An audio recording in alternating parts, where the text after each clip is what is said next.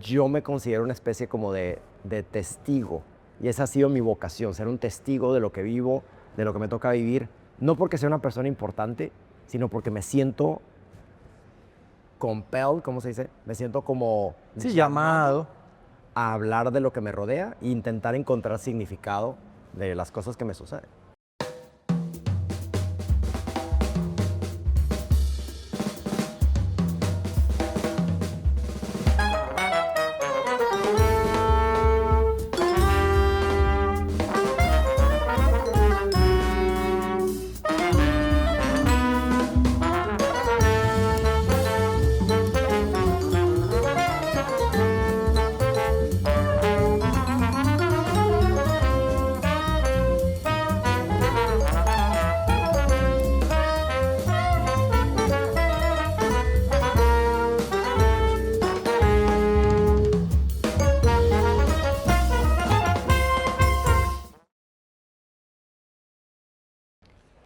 Hola, ¿qué tal? Bienvenidos a otro encuentro de Nueva York y Punto. Yo soy Juan Luis Landaeta. En la dirección de Nueva York y Punto está Samir Maigua. Nuestra identidad gráfica y diseño e imagen es de Mariana Bernardes. Hoy tenemos una locación muy especial porque por primera vez en este proyecto que habla de Nueva York y tiene a Nueva York en su título, estamos casi al aire libre, es decir, solamente una barrera de vidrio nos separa de la calle 34, muy cerca del Empire State, y definitivamente contiguos a Herald Square. Herald Square se llama así porque ahí estaba el New York Herald y hubo una cortesía de la ciudad, así como en Times Square, como está el New York Times, también hubo una cortesía de la ciudad de ponerle Times Square. Así que bueno, estamos rodeados de la ciudad y hoy nos acompaña un comunicador, un abogado, un mexicano, Andrés Oliveros González. Bienvenido a Nueva York y Punto. Estoy muy contento de estar por acá. Agarré este objeto nuevo, casi inédito, el primero de espero que cientos o acaso miles, que es tu nuevo libro. Es un libro que publiqué en enero en Kindle y lo acabo de publicar en paperback. No sé cuál es la traducción, pero el libro es una colección de ensayos, de historias que escribí el año pasado. El año pasado me propuse, por alguna razón, me pareció una buena idea escribir todos los... ¿Puedo decir maldiciones o no puedo decir? Todas las que quieras. Todos los putos días del año pasado escribí 365 días, escribí 365 posts en Substack. Y de esos 365, la mayoría fueron mierda, pero un 20% más o menos me parecieron decentes y ese 20% lo bajé a 15%. Y son 43 textos. No son ensayos, son historias sobre mi vida, mis hijos, el día que mi esposa me dijo que estaba embarazada, el día que se murió mi papá, el día que decidí venirme a vivir a Estados Unidos, el día que, en fin, que casi me muero ahogado en una playa. Entonces, de alguna manera, es una colección como de ensayos e historias que fui escribiendo y los escribí en inglés. Es la primera vez que escribo en inglés, con lo cual también estoy muy orgulloso, porque aunque tengo escribiendo desde los 15 años, hasta el año pasado fue la primera vez que escribí en inglés. Wow, y o sea, escribiste además un ejercicio de hacerlo con frecuencia, pero hay recuerdos, pues, porque todo esto no ocurrió el año pasado. Yo creo que el 20% ocurrió el año pasado, todo lo demás son historias que son fundacionales para mi vida.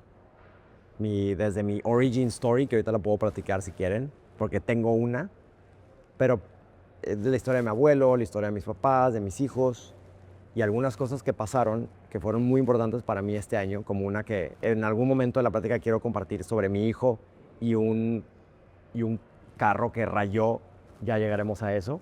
Principalmente son historias de mi vida pasada. Esa es la parte de los daños patrimoniales. Ya podemos llegar a, ya llegaremos a ese Necesito capítulo. pedir permiso a ver si mi abogado me deja hablar sobre eso. Ah, tú eres abogado también, ¿no? Mi otro abogado, mi abogado de verdad. El de verdad, o sea, que Sí. funciona. En estos días vi a alguien decir, yo soy el tipo de abogado que cuando alguien le hace una consulta respondo, esto hay que preguntar sobre un abogado. O a cloth, I guess, o algo así. Sí. Mira, Andrés, ¿de qué se escribe? Una vez que alguien toma la decisión, ok, voy a escribir todos los días, voy a asumir que voy a tener algo que escribir todos los días, y luego llega ese momento irremediable en el que estás a punto de escribir y no tienes nada que escribir. Hay dramaturgos, hay poetas, hay gente que escribe cuentos. Para mí, mi vocación siempre ha sido contar historias reales, non-fiction stories. Y para mí, no recuerdo quién fue el que dijo algo así como, describe lo que pasó y luego, o sea, observación y luego reflexión. Para mí esa es mi manera de escribir, es decir, hoy pasó esto, eso es lo que significa para mí. Y si pones atención a lo que te rodea, siempre va a haber algo que puedas platicar. Siempre va a haber algo que notas, siempre va a haber una persona que caminaba distinto, siempre va a haber una conversación que no entendiste, dijiste algo que era completamente inapropiado para ese momento. Siempre va a haber hoy en la mañana, por ejemplo, tomé un tren equivocado y me fui hasta Brooklyn cuando me quería ir igual y no fue tan divertido, pero yo me considero una especie como de testigo. Y esa ha sido mi vocación, ser un testigo de lo que vivo, de lo que me toca vivir. No porque sea una persona importante, sino porque me siento compelled, ¿cómo se dice? Me siento como Sí, llamado. a hablar de lo que me rodea e intentar encontrar significado de las cosas que me suceden. ¿Por qué se llama Growing Up? Creciendo. Se llama creciendo porque no hay un solo momento en el que digas, ya soy adulto, sino que son una serie de momentos. Y hay momentos muy tontos como, por ejemplo, cuando empecé a leer a Borges y a Cortázar. Entonces, ¿por qué para mí fue un momento importante? Yo tuve una educación católica muy estricta, buena o mala, whatever, fue mi educación.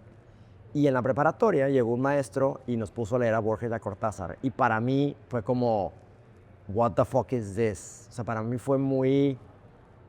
Hay otras realidades que no estás viendo. Y para mí fue muy emocionante leer un cuento de Cortázar en donde hablaba de una escalera o hablar de Las instrucciones para subir una escalera. Claro, fantástico. O leer el Aleph, del Aleph de Borges y decir, esto es como lo más divertido que he hecho en mi vida. Entonces, desde cosas que me pasaron a los 15 años, como a los 30 años que le tuve que decir a mi papá cuando él estaba en coma, oye, vas a ser abuelo, y nunca se lo pude decir porque se murió a las 12 horas, como, oye, recibí una invitación para irme a estudiar una maestría a Filadelfia. Entonces son como momentos donde de alguna manera me he tenido que salir de mi zona de confort, y así le llamo growing up. Esa es mi respuesta. ¿Tenías alguna referencia de texto, película, documental que hubieses visto y dijeras, sí, yo quiero hacer esto, algo así? Ya ves que cuando uno es escritor por tantos años empieza a desarrollar un ego cada vez más grande, y para mí, a mí me gusta mucho cómo escribo. Seguramente estoy inspirado en muchos otros y ahorita voy a pensar en algunas personas y seguramente se me van a acordar, voy a acordarme de algunas personas, pero como tengo mi blog desde el 2005, o sea, yo empecé mi blog y ahorita cuento esa historia que es muy importante para mi vida. Desde el 2 de septiembre del 2005 tengo un blog y siempre he ido contando ese tipo de historias. Ya me acostumbré. Tengo más de la mitad de mi vida escribiendo ese tipo de historias. Ya ni siquiera estoy seguro si estoy inspirado por alguien o no. Siento que lo tengo que hacer. Y lo que está cabrón es que cuando lo dejo de hacer, siento que no soy tan feliz. O sea, y le he dicho eso a mi esposa. Y mi esposa me dice, sí te entiendo. Y te ves diferente. Cuando escribes, te ves estresado. Pero cuando publicas algo, te ves como realizado. Wow. Como Bueno, que encuentras un significado a cosas que igual no tienen significado. claro, porque además una cosa que habría que explicar es que tú no solamente escribes, sino que piensas la comunicación de forma profesional. Tienes una iniciativa, tienes una empresa que ayuda a otras organizaciones y a particulares a expresarse mejor, a comunicarse mejor. Se llama Astrolab. La historia Astrolab, 2 puntos. La historia no tan larga, no tan larga, es que a los 18 años dije yo quiero estudiar periodismo. Y yo vengo de una familia de abogados e ingenieros. Y tanto abogados como ingenieros se rieron de mí. Por supuesto. Y me dijeron, ¿cómo vas a hacer eso? Y yo además, ¿Cómo nos vas a hacer eso? ¿cómo nos vas? Y además soy de Monterrey, que Monterrey es una ciudad muy industrial, es una Claro. ciudad muy tejana, Claro. muy industrial, muy echada para adelante, muy emprendedora, lo cual lo admiro. Pero me decían, perdón, pero no mames, o sea, como mis amigos, mis hermanos, mis papás, mis tíos, escoge una carrera de verdad. Es como, era terrible para matemáticas y física, entonces tuve que escoger Derecho. Escogí la carrera de Derecho, empecé mi carrera de Derecho, y a los 2 años hubo un momento que para mí es fundacional, que es, un día recibo una llamada, yo estaba trabajando en un colegio, yo me pagué mi carrera, entonces desde los 18 años he estado trabajando. Primero trabajé en un Applebee's y luego estuve trabajando como profesor en una preparatoria. Recibo una llamada y me dicen, tu tu abuelo Heriberto falleció. El abuelo materno, mi abuelo materno. Y para mí ese abuelo fue muy importante porque todos los domingos en Monterrey, mi mamá tomaba a sus 3 hijos, íbamos a misa a las 9:30 de la mañana y luego íbamos a casa de mi abuelo.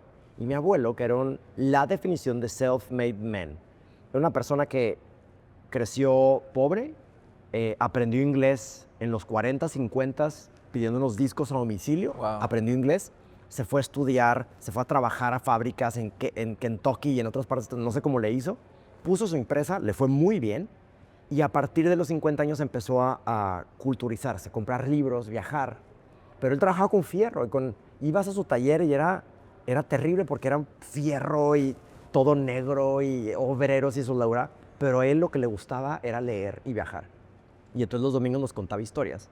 Y el día que se murió, yo escuché una especie de voz diciendo, alguien tiene que seguir contando historias. Al día siguiente empecé mi blog y mi primer post en mi blog es literal, ayer se murió mi abuelo Wow. y siento que alguien tiene que contar historias.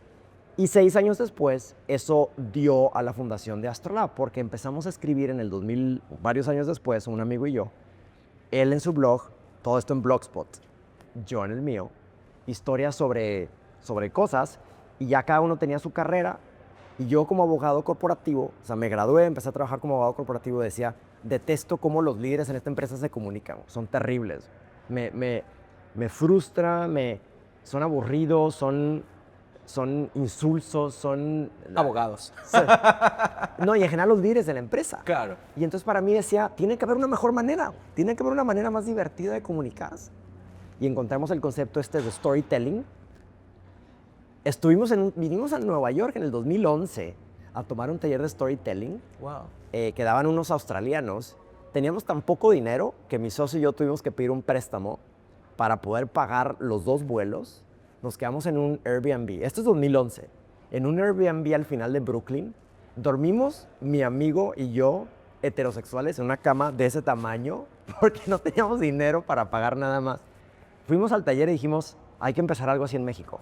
Hay que empezar a ayudarle a personas a ser mejores contadores de historias en su trabajo, porque queremos que esto puede resolver 2 problemas. Un problema de negocio, de que la gente no los entiende, pero también un problema humano de decir, ¿por qué creemos que ir al trabajo tiene que ser aburrido y tiene que ser inhumano? ¿Y por qué no traemos nuestra humanidad al trabajo? Y así empezó Astrolab. Y desde entonces tenemos 15 años ayudándole a líderes, directivos, vendedores a ser mejores contadores de historias. Andrés, ¿por qué tú crees que aunque la gente sabe que se tiene que preparar y generar cierta erudición en sus ámbitos de conocimiento, no se prioriza la necesidad de comunicarse bien, de explicar lo que hacen? ¿Por qué prescinden de esa zona? O por lo menos no la priorizan. Yo creo que estamos atrapados dentro de nuestras cabezas y creemos que los demás nos van a entender y los demás saben lo que estamos pensando. Existe un concepto que se llama la maldición del conocimiento. La maldición del conocimiento es cuando tú aprendes algo, es imposible recordar cómo te sentías antes de saber ese conocimiento. Y entonces una vez que ya sabes algo, crees que los demás también lo saben. Entonces cuando tú tienes una idea, dices, eso es lo que yo pienso sobre el arte, o esto es lo que yo pienso sobre grabación o sobre las cámaras, tú crees que los demás también lo saben. Y la verdad es que no lo saben. Y entonces, ¿por qué no invierten en su comunicación? Porque crees que los demás te van a entender. Y si no te entienden, habla más y te van a entender. Y a veces es al revés. Entre más hablas, menos te entienden los demás. Entonces tienes que entender que estás atrapado dentro de tu cerebro y que es imposible, yo lo sé, pero te tienes que salir de tu cabeza y decir qué carajos está pensando la otra persona, qué experiencias tuvo la otra persona que van a entender diferente lo que yo le digo.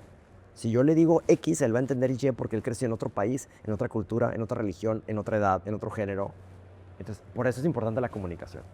Entiendo que Astrolab nace en México, pero luego se lo traen a Estados Unidos. Nos registramos en el 2012, empezamos a dar talleres en México y en el 2022 yo decido mudarme a Filadelfia y mi plan era, en ese entonces mi esposa, mis hijos y yo vivíamos en la Ciudad de México, metimos todas nuestras cosas en una bodega y dijimos, ahí venimos en un año y pagamos un año por adelantado las bodegas. Y al año siguiente regresamos a pagar un segundo año. Y al tercer año dijimos, esto no ha sentido. Y entonces vendimos todo, malbaratamos las camas y todo lo que teníamos en la Ciudad de México. Y desde el 2022 vivimos en la ciudad de Filadelfia. Bueno, y vienes muchísimo a Nueva York. Yo vengo cada 2 semanas, 3 semanas máximo a Nueva York. Muchos de mis contactos están acá, vengo a eventos, estoy vestido así porque vine a dar una plática hoy en un evento en un hotel aquí en Nueva York. Filadelfia es una ciudad grande, pero no hay mucho corporativo. Generalmente trabajamos con corporativos. ¿Te pasó algo cuando te graduaste? Que es que, no puedo dejar de decirte esto, que LinkedIn te premió. ¿Qué fue lo que pasó con LinkedIn? O sea, a mí me parece fantástico que te resulta más ligeramente incómodo cada vez que yo comento eso. Pero bueno, en términos no sé, de este mundo útil, además, no sé, LinkedIn puso una estrella al lado de tu nombre y ahora no importa que publiques un libro o tengas una empresa exitosa, eres alguien que LinkedIn en un momento premió por error, obviamente. ¿Qué fue lo que pasó? En el 2020, cuando todos estábamos con el miedo existencial de qué chingados es esto de la pandemia, mi estrategia de gallina sin cabeza fue generar contenido basura en LinkedIn y grabar lives y entrevistar a todo el mundo. Y la manera fue basura. Pero LinkedIn puso atención a que yo estaba generando una cantidad de contenido exorbitante y eventualmente me dieron un reconocimiento, probablemente para que me callara el hocico, que se llamaba LinkedIn Top Voice Ahí está. en México. Y de lo más inventado posible, pero se lo dieron a 8 personas o 10 personas que eran influencers en LinkedIn, whatever that means. Y al principio, a ver, te voy a decir la verdad.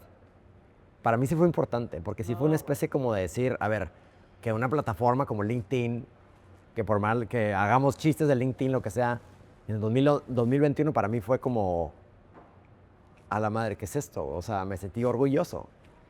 Y luego ya me di cuenta que no servía para nada, pero para mí sí fue como un reconocimiento y sí lo celebré. Bueno, además en plena cuarentena cualquier cosa era un motivo de alegría, ¿no? Me acuerdo que fuimos a cenar mi esposo y yo para celebrar ese, para que veas. Como ahorita me río, pero en ese entonces sí fue muy importante. Guardaste el tapabocas de esa noche y le pusiste con un Sharpie, ¿no? Celebrando la cena.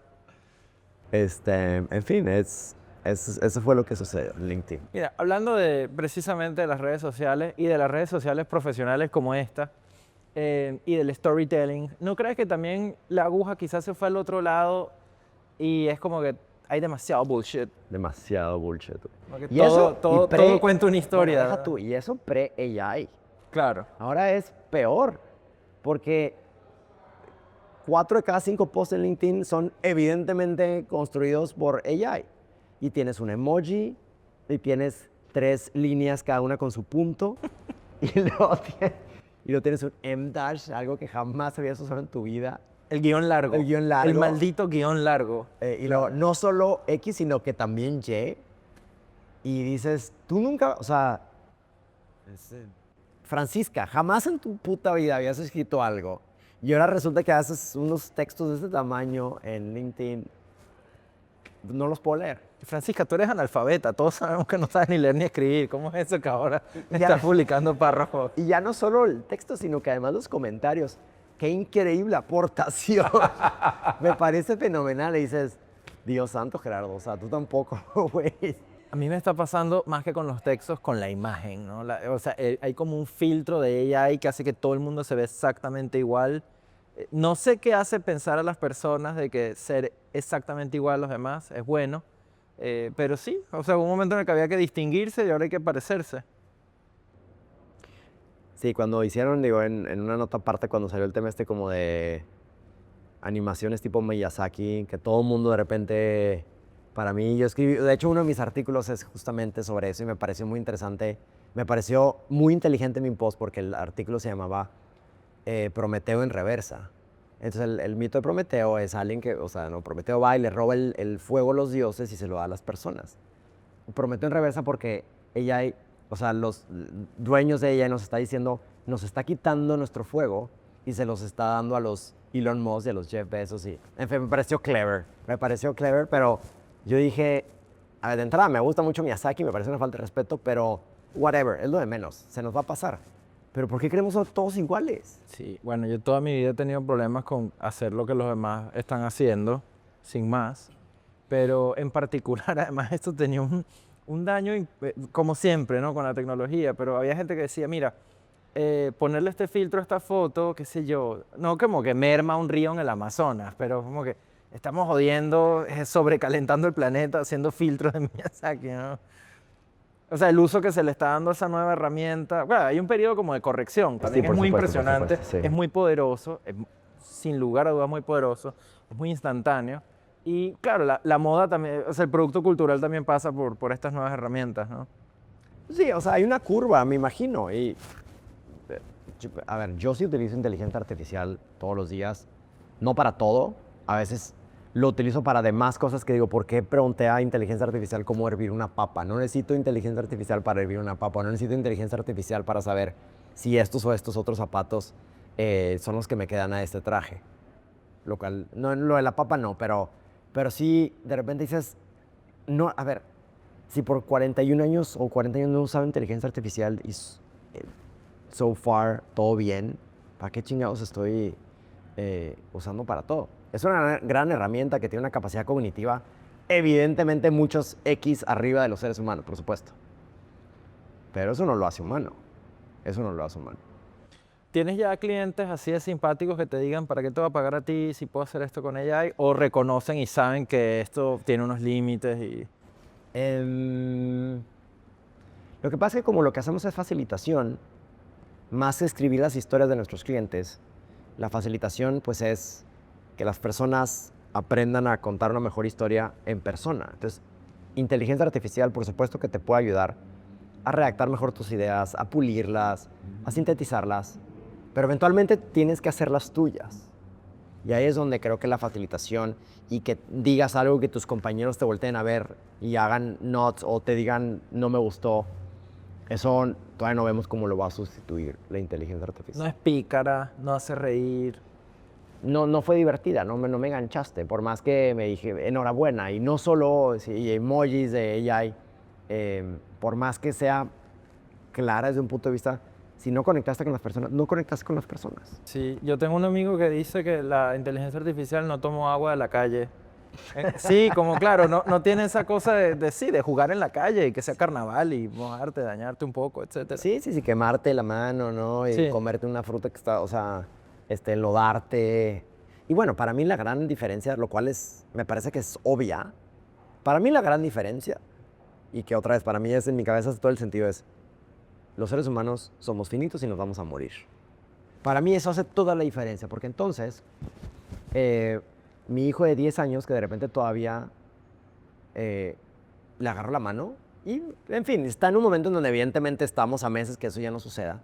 Y me acuerdo que durante la pandemia, él tenía 4 años, 5 años, donde todo el mundo estaba muy estresado, y lo llevaba a la escuela yo, y me acuerdo que nos íbamos de la mano, y le apretaba la mano, y él como que me apretaba la mano otra vez, y decía, ese tipo de cosas, inteligencia artificial es que es completamente incapaz. Lo puede escuchar eso, el cómo sujetas a tu hijo de la mano en un mundo en donde había mucha incertidumbre.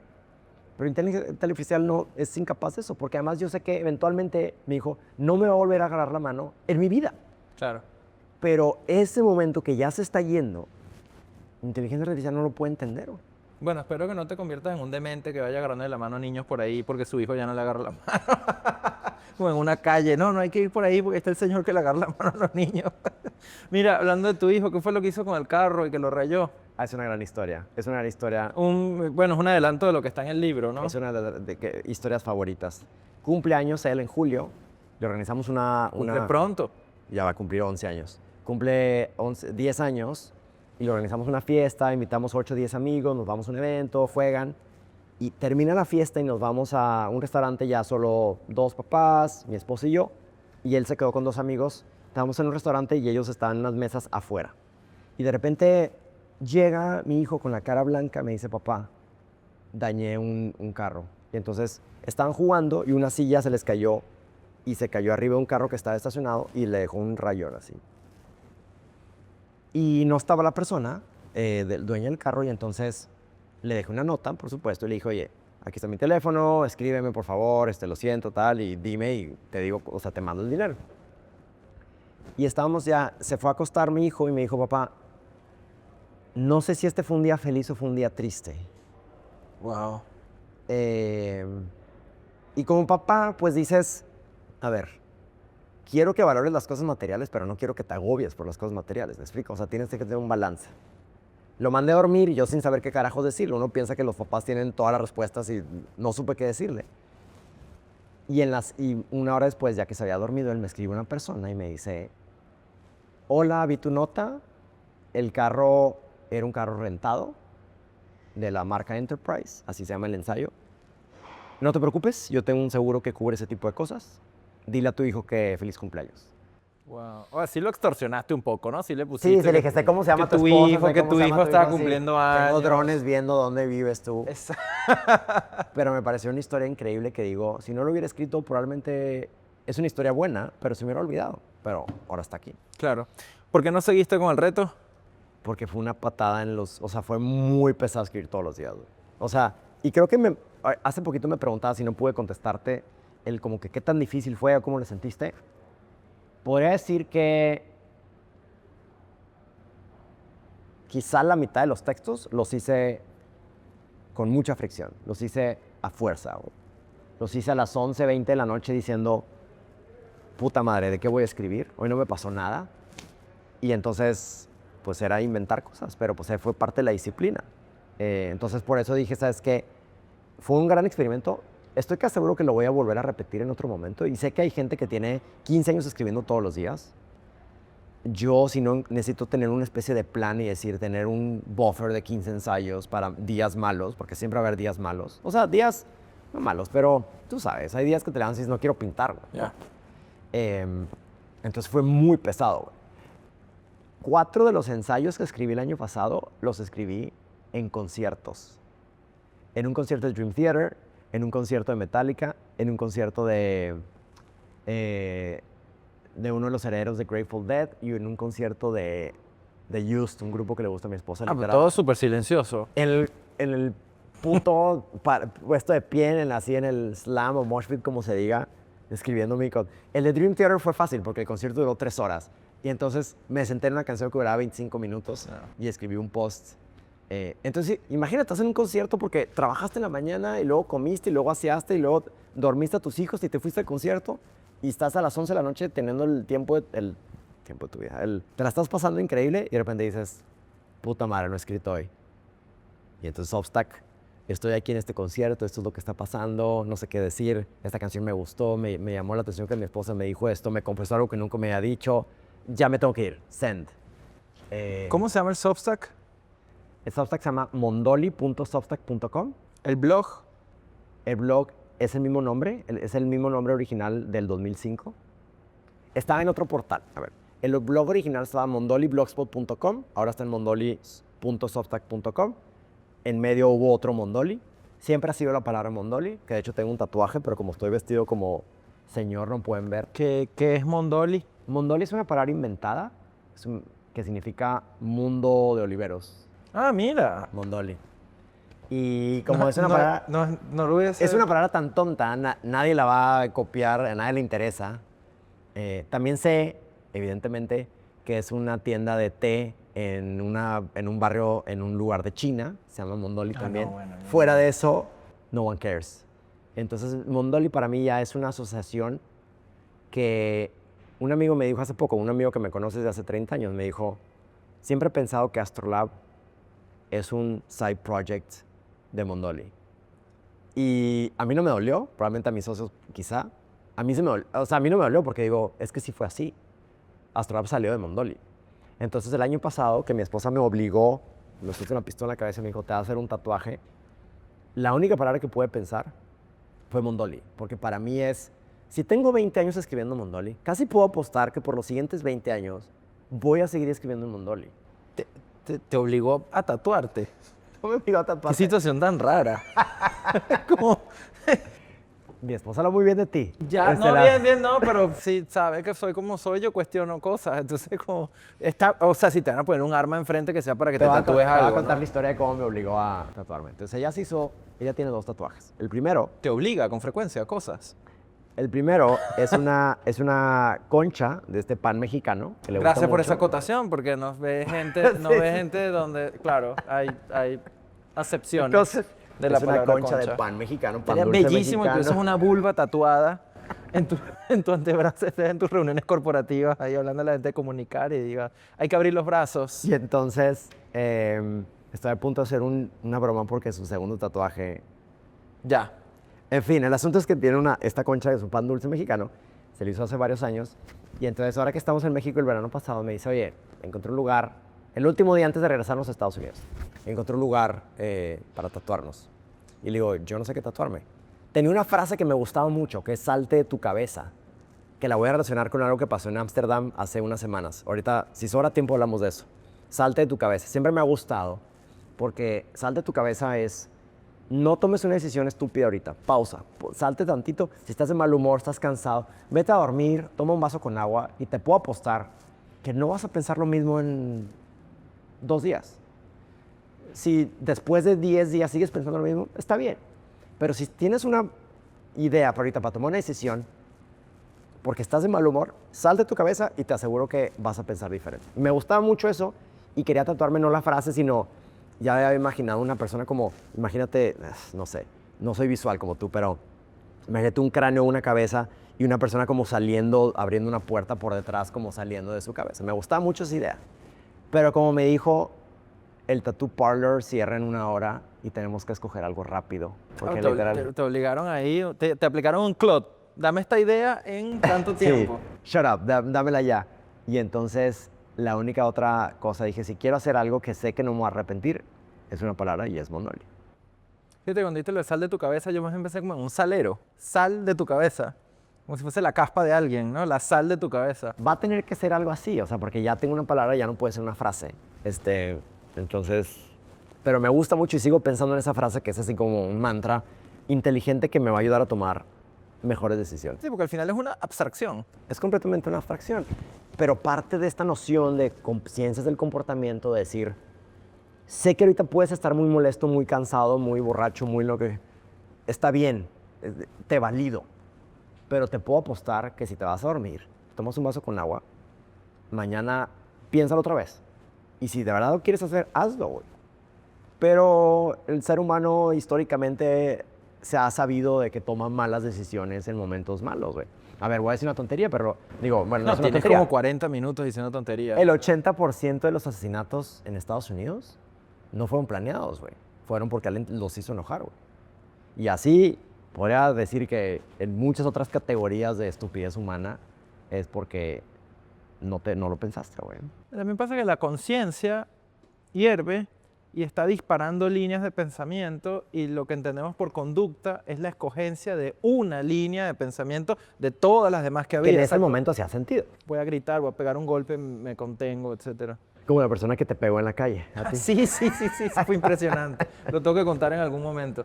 Mira, cuéntanos lo de Ámsterdam antes de irnos. Sí, en Ámsterdam hice un viaje con mi mamá, ahora en mayo, 12 días solos, ella y yo. Fue hermoso y a la vez fue difícil estar con mi mamá 12 días. No la obligaste a tatuarse, ¿no?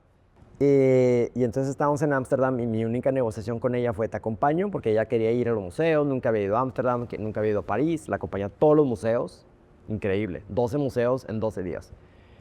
Y entonces terminaba el día y a las 7 de la noche ella se iba al hotel y yo me salí a caminar. Y en Ámsterdam, y no voy a decir muchas cosas, pero el asunto es que en algún momento dije, me quiero hacer un tatuaje. Y entonces dije, ¿por qué no me tatúo la frase salte de tu cabeza, pero en Dutch? Como que y la busqué, literal la busqué, y le platicé a Viviana, mi esposa, y me dijo, dale, güey. Pero hice cuentas de tiempo, dije, me voy a quedar aquí 2 horas, o sea, no me daba, prefiero hacer algo más de mi vida en Ámsterdam que quedarme 2 horas a que me tatúen. Y entonces decidí no hacerlo, pero me lo voy a tatuar, nada más, ya no va a ser en Ámsterdam. Bueno, estoy a la orden para hacerte el salero si quieres en algún momento. Andrés, muchísimas gracias por acompañarnos. Feliz, gracias por Esta el maravilla, tiempo. ¿dónde se puede encontrar? Está en Amazon, si buscas Growing Up Andrés Oliveros, va a salir. No creo que haya muchas más referencias de Growing Up Andrés Oliveros. Y ya dimos la seña de los espacios digitales y de Astrolab también. Correcto. Muchísimas gracias a todos ustedes. Recuerden suscribirse a nuestro canal de YouTube, Nueva York y Punto, en las redes sociales también Nueva York y Punto. En la dirección de este proyecto está Samir Maigua comandando las cámaras, el audio y la producción esencialmente. Nuestra imagen y nuestro diseño gráfico es de Mariana Bernardes. Yo soy Juan Luis Landaeta y hasta un próximo encuentro.